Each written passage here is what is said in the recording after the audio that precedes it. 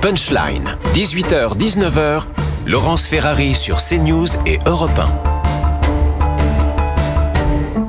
18h43 de retour dans Punchline sur CNews et Europe 1 avec Nicolas Bavrez, Catherine et Philippe Guibert. On a le plaisir d'accueillir Vladimir Fedorovski. Bonsoir, ancien diplomate russe, ukraino-russe.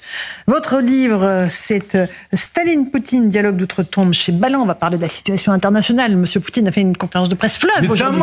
Combien 4 heures et demie avant de... Mieux qu'Emmanuel Macron. Hein, quel artiste Sans boire. Quel artiste! Sans boire à aucun moment. On dit que c'est Zelensky est artiste. Pas du tout. 4 heures, pas une chose, etc. Juste un mot, vous avez eu la gentillesse de mentionner. Citer votre livre.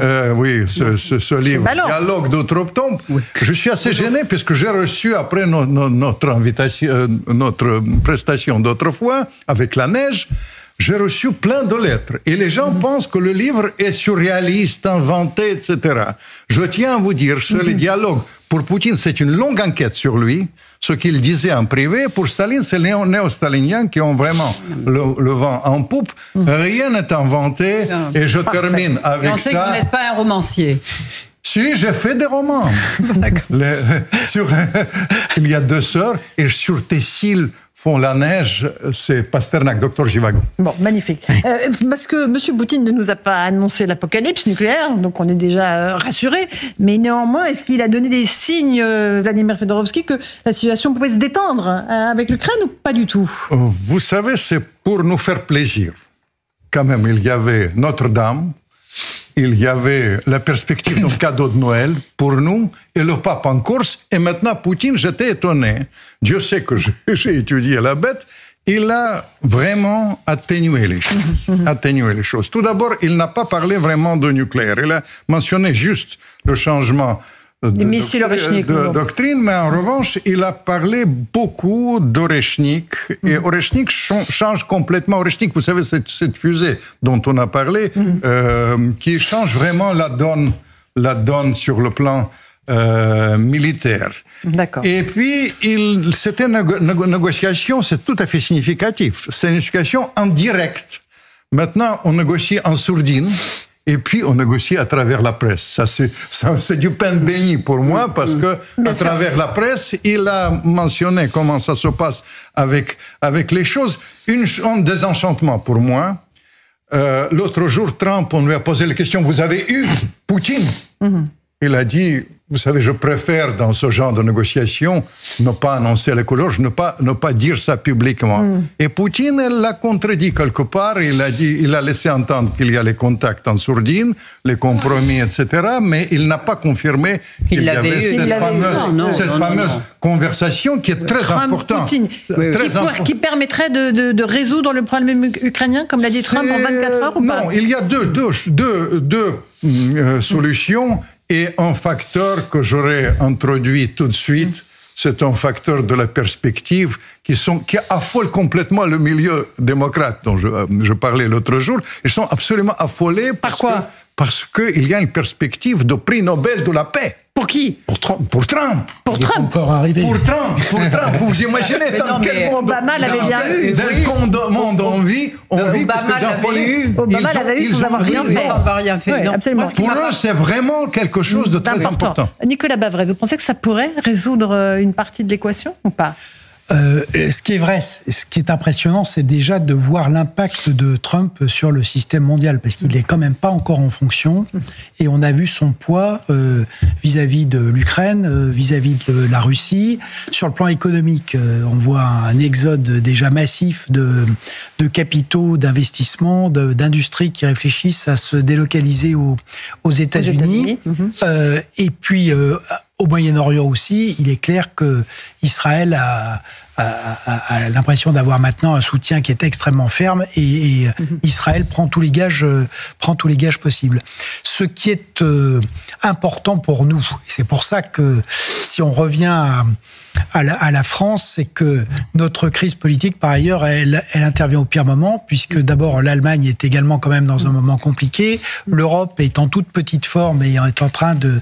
Et on va avoir des décisions très importantes à prendre, puisque sur le conflit ukrainien, il y aura vraisemblablement une ligne de cessez-le-feu, donc où elle passera, on ne sait pas encore, mais il va y avoir deux problèmes fondamentaux. C'est quelle garantie de sécurité ? Si Trump ne veut pas mettre de soldats, est-ce qu'on va déployer des soldats européens face à des troupes russes ? Mais pas pour se battre. Pour sécuriser. Oui, enfin, sécuriser. Quand on sécurise, il y a un moment donné, oui, on y va pour sécuriser, mais la sécurisation peut être plus ou moins pacifique, Voilà. ou plus ou moins conflictuelle. Et la deuxième chose ? Et la deuxième chose, c'est que, à l'inverse, donc, Poutine n'acceptera jamais que l'Ukraine soit dans l'OTAN, mais l'Ukraine va demander des formes d'intégration à l'Ouest, parce que c'est pour le prix à payer de tous ces morts et de ces 3 ans de guerre, et donc elle va demander l'intégration très rapide dans l'Union européenne, et derrière, il y a le problème du financement de la reconstruction. Donc tout ça, ce sont quand même des engagements qui sont extrêmement lourds sur le plan stratégique, politique, économique, et on va devoir affronter ces questions assez vite, et dans des conditions extrêmement précaires. Et j'ajoute que alors ça c'est vrai, mais si on regarde situation au Moyen-Orient, situation en Afrique, on a le même problème, c'est-à-dire que les choses évoluent à toute allure, et on affronte ça avec un vide politique complet. Oui, Catherine Ney. Moi, ce qui m'a frappé, c'est il avait une nouvelle tête, Poutine. D'abord, je l'ai trouvé presque prime sautier, presque joyeux. Avant, on disait qu'il était malade. Moi, je trouve que pendant un temps, on se demandait est-ce qu'il fait du botox, est-ce qu'il fait des choses comme ça. Là, il est presque rajeuni. Donc, c'est comme si quelqu'un était délivré, alors que pour l'instant, d'abord en Syrie, c'est un échec. En Ukraine, je crois que les forces avancent, mais là, moi je pense qu'il dit qu'il n'a pas eu Trump au téléphone, mais il doit se passer des choses qui fait qu'il est dégagé de sortir peut-être d'un piège dans lequel, enfin d'un piège, d'une mauvaise passe dans lequel il nous a tous mis, il s'est mis lui-même. Et là, pour une fois, il avait un regard animé, parce que d'habitude, il vous regarde avec des airs de chat, vous savez qu'il vous regarde sans voir, là, qui sont glaçants. Là, il était presque joyeux, il faisait des blagues, et là, ça traduit quelque chose. Alors peut-être que c'est l'approche de Noël, qu'on a envie de se faire plaisir avec quelque chose, parce que chez nous, il n'y a pas de quoi se réjouir, et qu'au contraire, on a plutôt envie de pleurer. Donc, de voir cet homme si joyeux, qui n'avait pas l'air d'avoir pris de la cortisone comme il y a 2 ans, oui, alors on dit, mais est-ce que ça veut dire ? Alors, on espère peut-être Alors, je me tourne vers vous, Vladimir, vous le connaissez bien, Vladimir Poutine. 6 livres. Alors, traduit dans est-ce qu'il était prime sautier ? pays. Mais vous savez, je suis son admirateur, Catherine, vous le savez, depuis tant d'années, vous êtes la plus subtile. Oui, vous êtes un admirateur de Catherine. De nous tous. Oui, d'accord. Je suis un admirateur de Catherine, bien sûr. Oui, de la grande Catherine. Grande Catherine.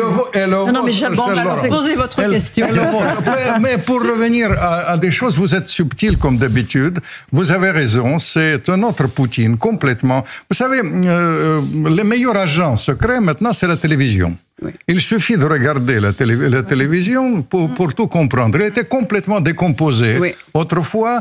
Après, quand il a compris que le complexe militaire-industriel fonctionne comme jamais, que cette phrase qu'on va mettre la Russie à genoux, c'est à son profit, que plus on tape sur les meilleurs agents, je tiens à vous signaler les meilleurs agents de Poutine en Occident, c'est Tchaïkovski, c'est Dostoïevski et Tolstoï, le troisième, et plus on tape sur ça, plus elle devient populaire. Ça, c'est la première chose. Deuxième chose, la Syrie. Vous avez raison. Vous avez raison, la Syrie, c'est un facteur assez important. Mais vous savez, la gestion de la Syrie, ça a commencé quand même il y a 3... J'ai fait une enquête sur ça. Il y a 3 mois. Sur ça, il a signalé ça à Assad. Et après la dernière rencontre, c'est exactement le 27. C'est la rencontre fatidique. Il y avait les services secrets, Narishkin, un grand chef de service secret, et le chef d'état-major.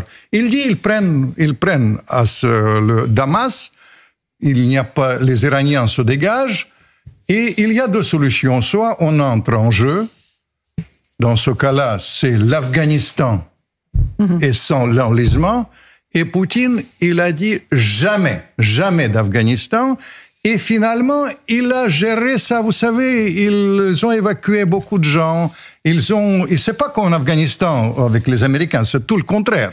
Vous savez, Tout il le va monde conserver sa base en Syrie. Tout le monde. Non, il ne veut plus de sa base. Vraiment, franchement, il a entretenu aujourd'hui l'ambiguïté à propos des bases, mais simplement les Israéliens, surtout les Turcs, et même les gens en place qui sont en place, ils ont demandé qu'il reste.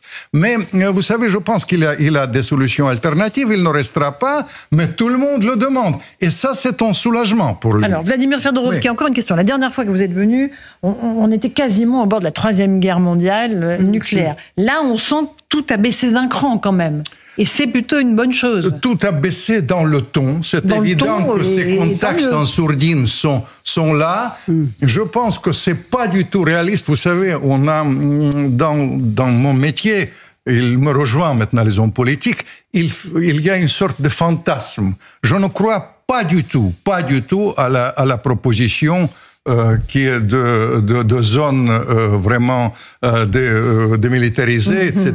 Et l'envoi, d'autant plus l'envoi de 100 000, on a dit 100 000 européennes là-bas, mais en revanche, je vous rejoins à 100%. Vous savez que je suis d'origine ukrainienne aussi. Perspective de l'entrée de l'Ukraine dans l'Union européenne, c'est une perspective qui est tout à fait réaliste. D'ailleurs, Poutine ne tique pas du tout. Il a dit c'est leur affaire, c'est le problème des agriculteurs français, c'est pas du tout mon affaire.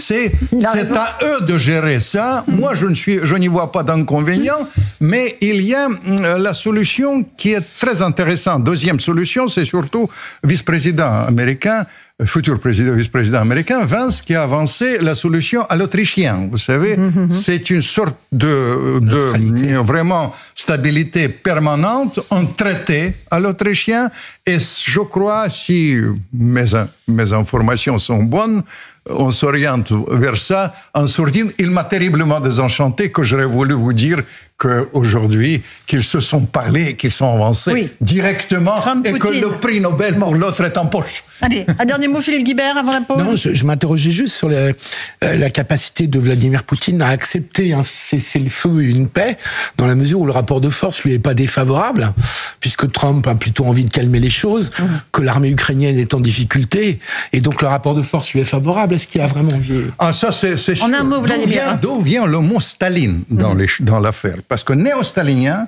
ils disent nous avons gagné.